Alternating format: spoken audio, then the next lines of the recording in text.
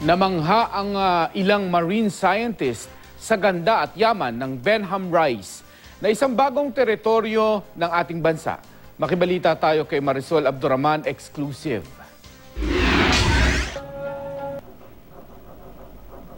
Nabighani ang mga Filipino marine scientists nang makita ito. 100% puro coral reef, walang bakas ng illegal fishing. Bahagi ito ng bagong teritoryo ng Pilipinas, ang Benham Rice na may lawak na 13 million hectares sa ilalim ng dagat. Sa mapang ito makikita ang lokasyon ng Benham Rice. Kung makikita ninyo, nasa silangang bahagi ito ng Luzon. At ang laki nito, nasa 1.5 sukat ng Luzon. Hindi rin ito nalalayo dito dahil nasa 100 nautical miles lamang ang distansya nito o 185 kilometers mula sa Luzon.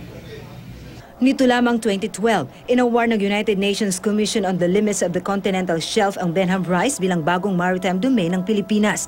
Gamit ang makabagong teknolohiya, sinuong ng mga grupo ng mga marine scientists at technical drivers mula sa BFAR, UP Marine Science Institute, UP Los Baños, Philippine Navy and Philippine Coast Guard at grupong Oceana. 120% coral cover siya kasi patong-patong siya kumbaga. Tapos sobrang vast niya. Kung titignan mo, parang ang layo na pero puro corals pa rin siya. Aside from the tunas nga, which are very, very important, hindi lang sa atin sa Pilipinas, kundi sa buong mundo, yun nga, yung diversity ng corals na sinabi ni Marian kanina. Napaka-importante kasi wala na tayong lugar dito sa Pilipinas na may ganon. Doon lang na lang talaga yung natitira. Pero kung sa akin, it's our last frontier when it comes to the coral diversity.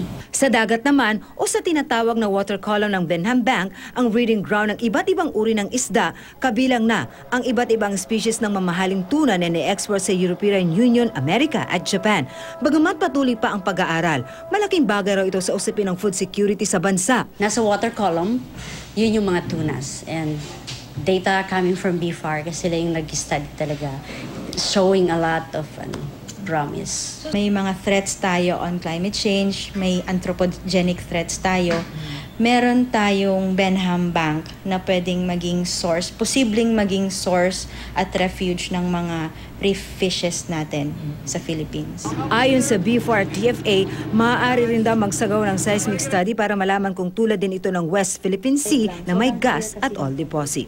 Kailangan malaman kung ano yung mga nasa subsoil and seabed, no? Kung may mga oil and gas deposits, mga minerals na andun. So, bukod dun sa resources na nasa water, no? Marisol Abduraman, GMA News.